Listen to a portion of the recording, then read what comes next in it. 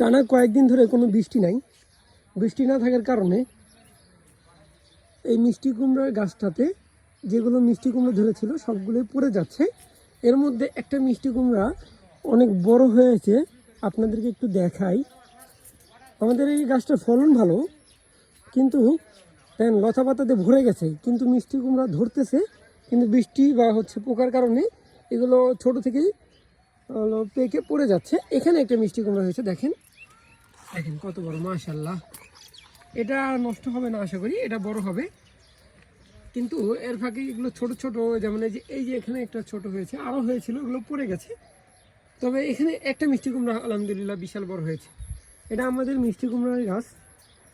আর এই পাশে আছে জালি কুমড়ার গাছ। আপনাদের একটু জালি কুমড়া দেখে। হ্যাঁ, এখানে জালি কুমড়া দুইটা হয়েছে মাশাআল্লাহ, বিশাল বড় বড়। এই যে দেখেন, এই যে দেখেন, এখানে একটা জালি কুমড়া আর ওখানে একটা জালি কুমড়া। আমরা আশা করি কয়েকদিন পর এগুলো খেতে পারবো। অনেক জালি কুমড়া ছোট ছোট আকারে ধরেছে। এগুলো বড় হলেই আমাদের জন্য খাওয়ার উপযোগী হবে, আমরা খেতে পারবো। আমাদের বাড়িতে আরও বিভিন্ন ধরনের গাছ আছে। এখানে এই পাশে মিষ্টি কুমড়ার গাছ আছে, জালি কুমড়ার গাছ। আর আমাদের বাড়ির ভিতরে করলার গাছ আছে। তারপর ওই ছাদের মধ্যে লাউ গাছ আছে, কয়েকটা লাউ ধরেছে, বিশাল বড় বড় লাউ। আপনাদেরকে আমি একটু ছাদে নিয়ে গিয়ে দেখাবো, চলেন আমরা একটু ছাদে যাই। এই যে এটা আমাদের বাড়ি। এই বাড়ির ছাদের মধ্যে এখানে মাটি থেকে সিম গাছ আর লাউ গাছ আমরা উপরে তুলিয়ে দিয়েছি। পুরো ছাদের মধ্যে ভরে গেছে। এখানে কতগুলো লাউ হয়েছে, আপনাদেরকে একটু ছাদে যাই দেখাবো। এর আগে এখানে দেখেন আমাদের ছোট্ট একটা করলার গাছ। এখানে কয়দিন আগে একটা বড় করলা হয়েছিল, আমরা খেয়েছি। এখানে দেখেন ছোট ছোট, এই যে এখানে দুইটা করলা, এখানে দুইটা করলা গাছে মাশাআল্লাহ অনেকগুলো করলা ধরেছে। এদিকে আরও করলা আছে, ভিতরে যাই। এই যে আমাদের বাড়ি। এখানে আমাদের এই পাশে বেগুন গাছ। বেগুন গাছ এখনো ধরেনি, অনেকগুলো বেগুন গাছ আছে। এখানে বেগুন গাছের ফুল এসেছে। আশা করি এগুলো থেকে বেগুন হবে। চলো আমরা একটু ছাদে আপনাদেরকে লাউ। এই যে দেখেন, এটা আমাদের ছাদের মধ্যে লাউ গাছ তুলিয়ে দিয়েছি। লাউ গাছ পুরো ভরে গেছে ছাদটার মধ্যে। এখানে আমরা বিভিন্ন লাঠি খোঁটা দিয়ে রাখছি যেন লাউ গাছের শাখা পোশাকা আরও বড় হয়।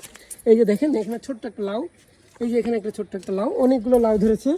লাউ গাছের ফলন মাশাআল্লাহ আলহামদুলিল্লাহ অনেক হয়েছে। এখানে দেখেন বড় বড় দুইটা লাউ, এখানে আর একটা লাউ, মোট তিনটা লাউ। এগুলো আমরা খেতে পারবো। আরও অনেক লাউ হয়েছে মাশাআল্লাহ। সিম এখনও ধরে নেই, সিমের সিজন আসলে আমরা সিম খেতে পারবো। আর এই যে দেখেন, এই যে জুম করলে দেখা যায় কিনা একটু দেখেন, এইটাতে পুরাটাতে আমাদের মরিচ গাছ আছে আর লাল শাকের গাছ। লাল শাক দেখেন, লাল শাক। আর ওদিকে পিছনে যেখানে আমি মিষ্টি কুমড়ার গাছ দেখাইলাম, জালি কুমড়ার গাছ দেখাইলাম, সেখানে কিন্তু আমাদের ডাটা গাছও ছিল। আমরা এগুলো বাড়ির মধ্যেই চাষ করেছি, এখান থেকে তুলে তুলে আমরা খাই।